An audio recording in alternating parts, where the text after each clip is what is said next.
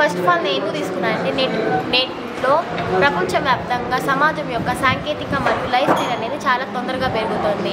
వాటిలో ప్లాస్టిక్ వినియోగం అనేది సాధారణ అవసరంగా మారిపోయింది. వాడినట్టు ఈ ప్లాస్టిక్ కట్లర్ని చెత్త కుప్పలో పడేస్తుంటారు. వాటిని సరిగ్గా డిస్పోజల్ చేయకపోవడం కారణంగా అది తిరిగిపోయి భూభాగ జలాలలో మరియు భూగర్భంలోకి విచ్ఛిన్నం కాకుండా ప్లాస్టిక్ అనేది ఎక్కువగా ఉండిపోతుంది. దాని కారణంగా మొక్కలు అనేవి చాలా తొందరగా పెరగవు.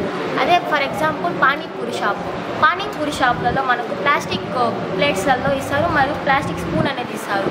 ఆ ప్లాస్టిక్ స్పూన్ అనేది వేడిగా ఉండడం వల్ల పానీపూరి వేడిగా ఉండడం వల్ల ఇది కరుగుతుంది. దీంట్లో కరగడం వల్ల మనం తినేస్తాం తెలియక. అప్పుడు మనకు ఆరోగ్యం అనేది చెడిపోతుంది. మాది వెదురుకుప్పం విలేజ్, అది ఒక మండలం కాబట్టి సెంటర్ కాబట్టి అక్కడ ఎక్కువ పొల్యూషన్ జరుగుతుంది. కాబట్టి మా టీచర్స్ కూడా ఎక్కువగా ప్లాస్టిక్ యూజ్ చేయకూడదు అని అంటూ ఉంటారు. కాబట్టి నేను ఎక్కువగా పానీపూరి అంటే నాకు చాలా ఇష్టం.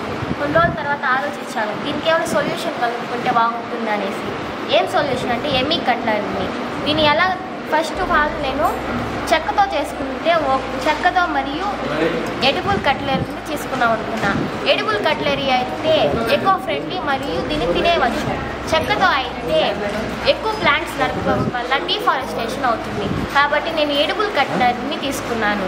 దీన్ని ఎలా తయారు చేసుకోవాలంటే గోధుమ పిండి, పెరి పౌడర్, స్టార్చ్, రాగి పిండి, సాల్ట్, షుగర్ వంటివి ఒక బౌల్లోకి తీసుకొని కలుపుకున్న తర్వాత రోలింగ్ పిన్ సహాయంతో 0.5 సెంటీమీటర్స్తో విస్తరించుకొని అలాగా స్పూన్ అచ్చుతో ఉండే దాంట్లో మనం ఇలాగా చేసుకోవాలి.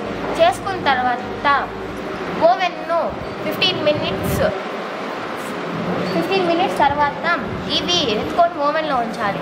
1.5 తర్వాత బయటికి తీసి 8 కంటైనర్స్లో ఉంచాలి. ఇలా చేయడం వలన స్పూన్స్ అనేవి ఇలాగ వస్తాయి. మనకు నైస్ కావాలంటే స్టార్చ్ పౌడర్ని వాటర్లో కలుపుకొని ఇలాగ స్మూత్గా చేసుకోవచ్చు. అదేవిధంగా నాట్ ఓన్లీ ఇలా స్పూన్సే కాదు, మనం కప్స్, ప్లేట్స్, కేక్లో కోసే లాంటివి చాక్స్ కూడా తయారు చేసుకోవచ్చు. నాకు ఈ ప్రాజెక్ట్ చేయడానికి 100 స్పూన్స్కి 200 రూపీస్ వచ్చింది. మనం కానీ దీన్ని ఒక్కొక్క స్పూన్ 3 రూపీస్కి అలాగ అమ్ముకోవచ్చు. ఇది ఒక స్టార్టప్ బిజినెస్ కూడా చేసుకోవచ్చు. నాకు ఈ చిన్న